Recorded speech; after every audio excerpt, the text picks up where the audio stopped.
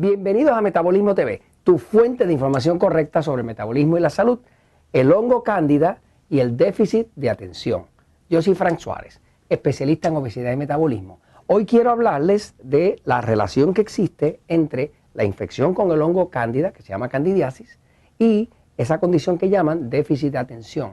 En inglés le dicen Attention Deficit Disorder, pero es una condición que está siendo muchas veces diagnosticada en niños, especialmente en jóvenes. Y hay una relación bastante directa entre esa condición que están diagnosticando y el hongo cándida. Ahora, quiero dar reconocimiento a alguien muy novedoso. Estoy hablando de Jefferson Terborgh.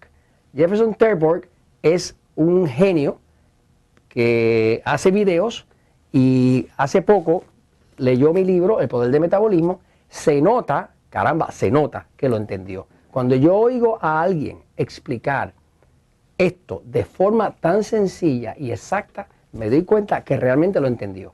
Eso es algo maravilloso, porque hay gente que lo lee y no lo entiende. Pero esto yo lo escribí con la idea de que lo entendieran. Y Jefferson, que es Jefferson Terborgh de Dark Company, es un joven que hace videos y él le gustó tanto el libro que entonces hizo su propio video y lo compartió con sus amistades. Muchas personas lo han visto y yo quiero darles las gracias por llevar esa información a otros. Invito a todos ustedes que me están viendo que si leen este libro y les agrada y lo ven útil, háganse su propio video. Lo pueden hacer hasta con un celular y compártanlo con sus amistades. Es una manera muy novedosa, muy educacional de uno compartir la información que tiene bienestar para la gente. ¿De qué sirve la vida si uno no ayuda a otro? De nada. Así que Jefferson, gracias, y a ustedes los reto a que hagan su propio video sobre el poder del metabolismo. Si les ha ayudado, hagan su video y déjenselo saber a otros. Bueno, vamos al tema del déficit de atención y la cándida. La cándida es un hongo que todos nosotros tenemos en el cuerpo, se llama Candida albicans. Pero ese hongo lo tiene todo el mundo en el cuerpo. Lo que pasa es que con el alto consumo de azúcar, de pan, de harina, de carbohidratos refinados, la infección es muy severa.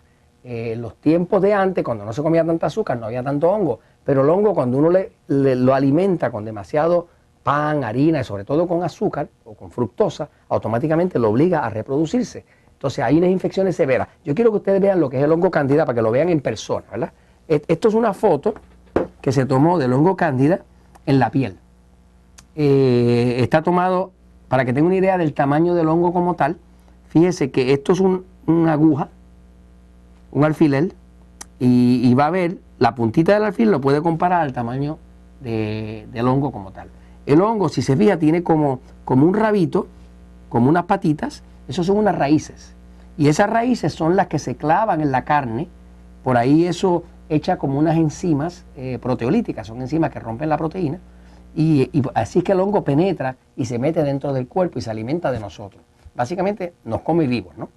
Cuando una persona tiene mucho picor en la piel, sinusitis, migraña, flujo vaginal, todo ese tipo de cosas, es porque está demasiado infectado del hongo cándida. Y eso viene a consecuencia del consumo excesivo de azúcar y de carbohidratos refinados. Ahora, ya se ha visto, y hay varios escritos médicos sobre la relación entre la infección del hongo cándida y el déficit de atención. Fíjense que el déficit de atención es una condición que realmente no hay un laboratorio para probarla. Es una condición que alguien llega con una tableta, pone un papel, hace un cuestionario ahí, el muchachito no atiende, no le hace caso al maestro, no se puede quedar quieto, tiene déficit de atención. Yo siempre he estado en contra de ese diagnóstico porque no es un diagnóstico comprobable, es más de opinión que otra cosa, ¿no? Pero fuera de eso, si ya a su niño se lo diagnosticaron y además usted sabe que tiene hongo, porque lo ve que se rasca la piel, que le pica y que tiene mucho deseo de comer dulce, pues quiero decirle qué cosas pudiera hacer para ayudar a su niño que tiene déficit de atención, de forma de que no se comporte de forma tan ilógica. ¿Me sigue? Es cierto que cuando el cuerpo se llena de tóxicos, pues los neurotransmisores en el cerebro no pueden funcionar bien.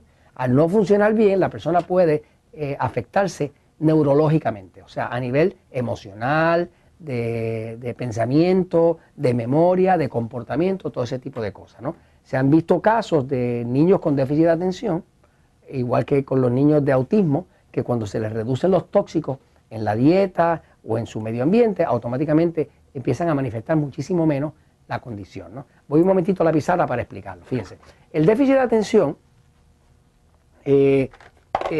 ha sido un súper gran negocio para la farmacéutica, porque antes los niños, en los tiempos de antes, los niños no eran mercados, pero desde que salió el déficit de atención, pues quieren medicar a los niños, ¿no?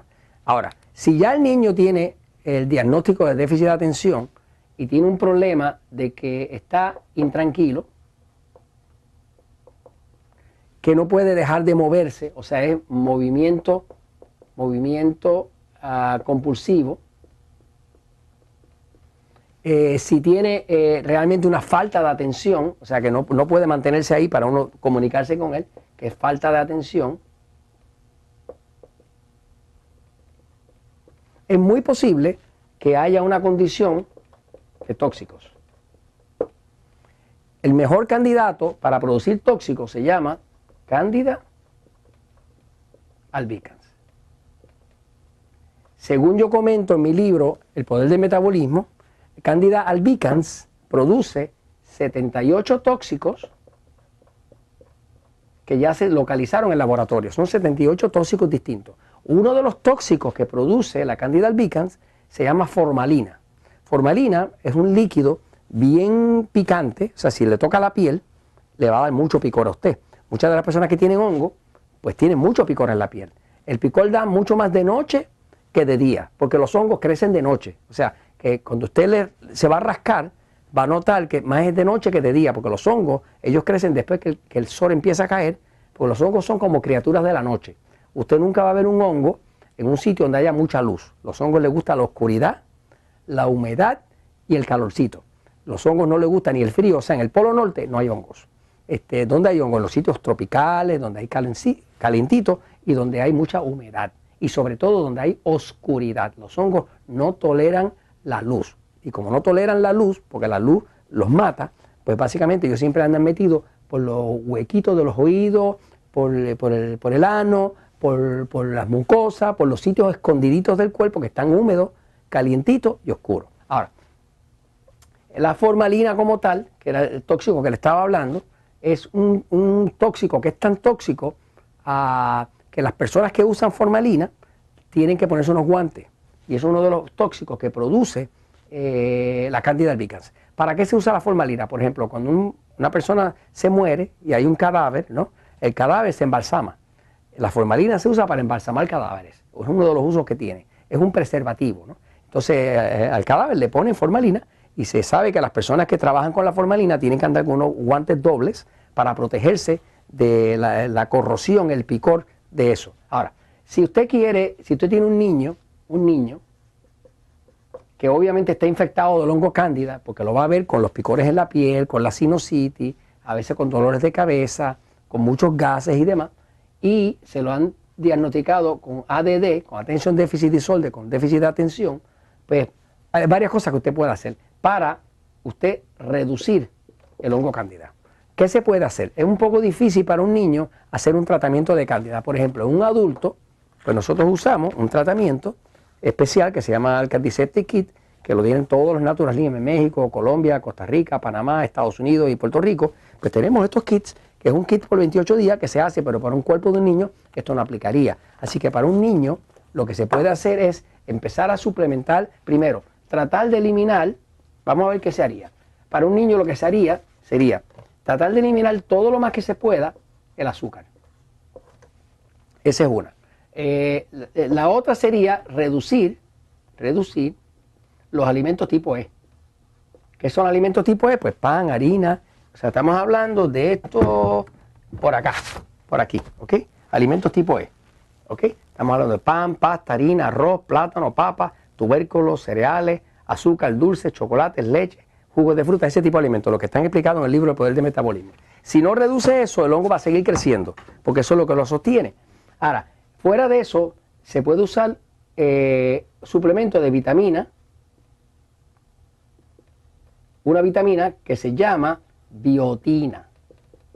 La biotina, que en inglés se llama biotin, es una vitamina del complejo B que lo que hace es que le para la reproducción al hongo. Puede usar también algo de aceite de coco.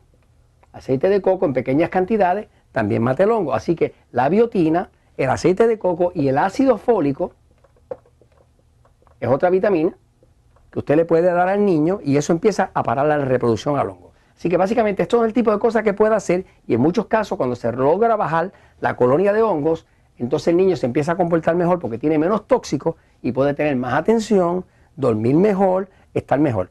Y esto se los comento pues porque la verdad siempre triunfa.